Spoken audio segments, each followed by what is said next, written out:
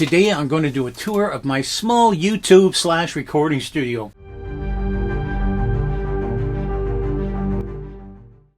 It's only 11 by 13 feet. Like most people, I've changed it around multiple times. At first, I crammed a ton of equipment in it because I was used to a much larger studio space. But as time went by, I realized technology changes physical hardware to software and the size of the equipment and how it works. No need for a 36-channel mixer. You can have 125 virtual channels, and that's coming up next on Roy Studio Adventures.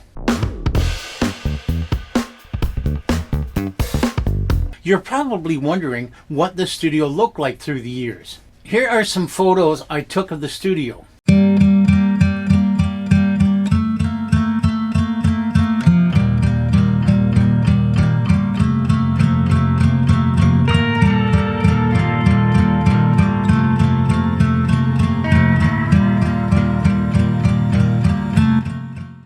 So here we are behind the scenes.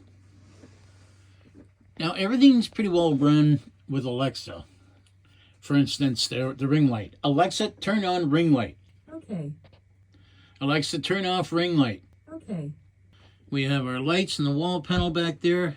Now all these panels, I got double tape. I should have glued them. But yeah, that was a pretty ugly wall. So now, there's actually a door in there. You can't see. There's a little white pull strip to open the door. It's where we keep storage and stuff. We won't get into it. It's pretty ugly in there. We can accommodate up to 3 guests in this area. And on either side we have Rode microphones. This is the Rode NT1. And on the other side here we have the Rode NT1000. Now in the ring light here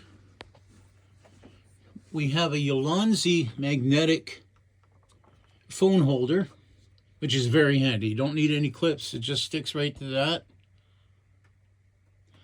And a newer ring light, fully adjustable. And down here is our Zoom Pod 4. Now this is great. You have built-in EQing, compressor. You can watch, I have a video I did on this a while back if you want more detail. But it's very nice. You can turn on and off whoever is not speaking. Holds up to 4 microphones. Sound quality is pretty good.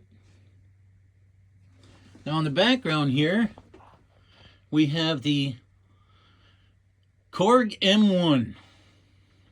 Now this keyboard's known for a lot of different songs and TV shows, like Miami Vice was done in this keyboard, some Michael Jackson songs, and etc.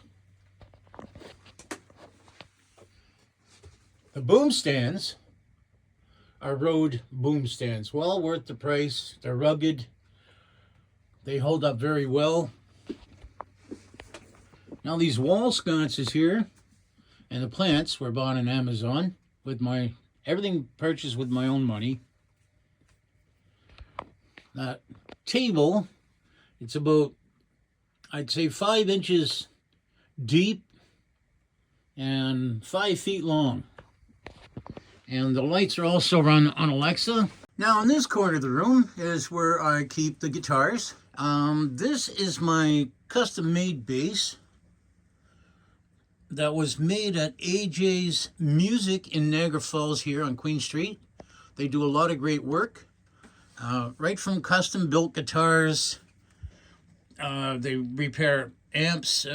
Yeah, just ask them what they do. You'll be quite impressed. It's a one-stop shop. This is my Fender Ultra I purchased at Central. I always wanted one and saved up for a long time, and I got one. Plays beautiful.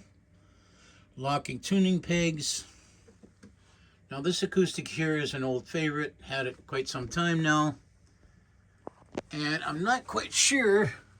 A Dean Markley, I believe. It plays nice and sounds good.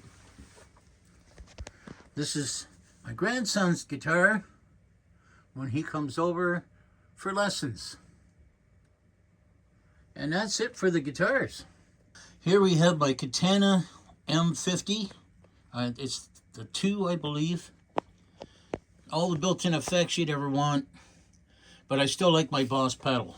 Now over in the corner here is a Yamaha MX61BK. I'll be doing a review of that later on this week. On this side of the room we have my Bose Line 1 PA, and to go with that I purchased a small mixer to give me some extra channels and effects, which when you hook this up to the Bose, it sounds great. Utilize effects, gives you some extra channels if somebody else wants to jam with you. And the L1 you can get used nowadays pretty cheap. Over here is the Oculus Quest 2. I use that from time to time, usually fishing. Back here, and you have to excuse the wires because I'm not quite done setting the wires, putting everything in place. Over here I got some Govee smart plugs, which are great, work with Alexa no problem, and the same with these. And my newest addition is the Apollo Twin X Heritage. Now that's not fully up and running yet, but it will be. This is my old camera. I keep that on standby. It's a quick grab and go to get multiple camera angles, using also with my phone. These are my AKG headphones. Now this one's made in Austria, and this one is made in the US, I believe. But they are open back, so if I have there's a couple people, I can accommodate them no problem. I do have multiple sets of headphones, different brands and different types for different reasons, of course. And over here, my portable mic booth. You just put your mic in there, cuts out the sound around it. They work great and take up very little space. Now let's go here. My USB hub, which you can turn the ones you're not using off, which I like. And my Furman power filters, keep everything nice and safe. And here is my Boss, my Boss ME80. Yes, I had the 90. I didn't like it as much, and I bought another ME80. And here I have Steven Slate VSX headphones. It comes with software, and it has, if you want to see what your song would sound like in a bar, you can do that. In a small studio, a large studio, different speakers, yeah, it does all that. There's also more you can purchase, but I've never needed more than what it came with. And here, of course, is the Apollo Twin. Now, I used to have a Tascam Model 24, right up to last week.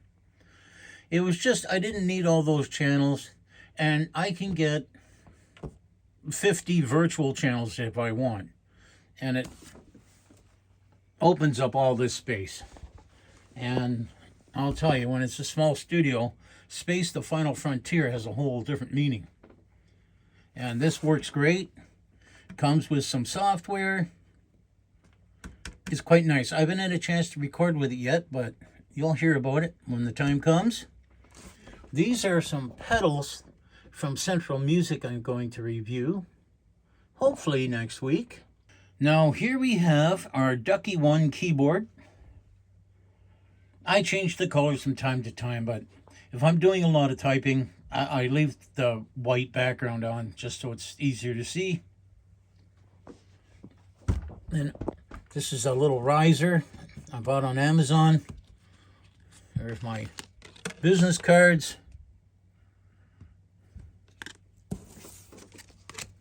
Here is my MK Mini. Do some beats on there. I keep it nice and close so it's handy. Now with the Stream Deck, if you just want to go to a website or open an app, what have you, you could just program it all on here. So when I first saw this, I thought it's just amazing.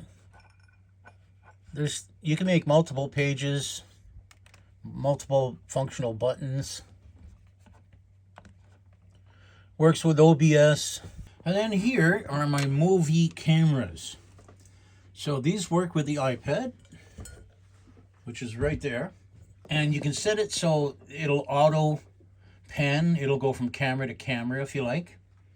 Or you can get picture in picture with these. So when I need multiple angles, yeah, I just throw these on stands. They're portable. You can take them anywhere. So this monitor is a Samsung QHD ultra-wide 1440 49-inch Odyssey G9 gaming monitor. Great for workflow. You have different zones.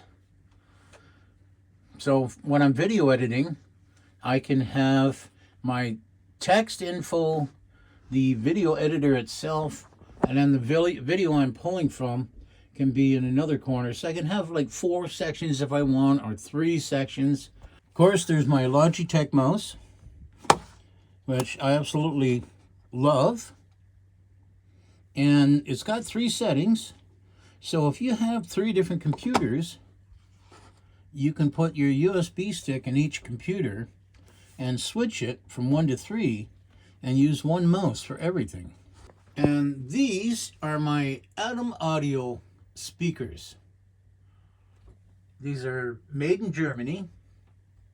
I've been through quite a few different monitors.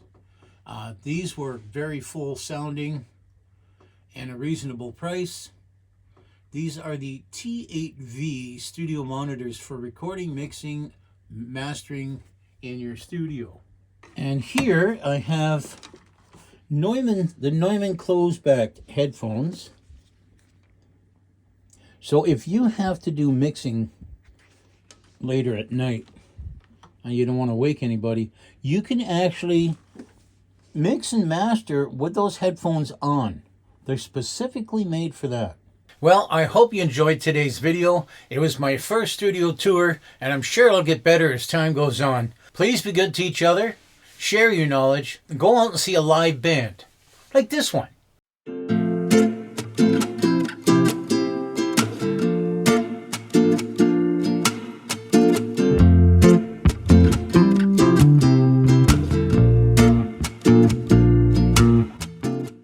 And until next time.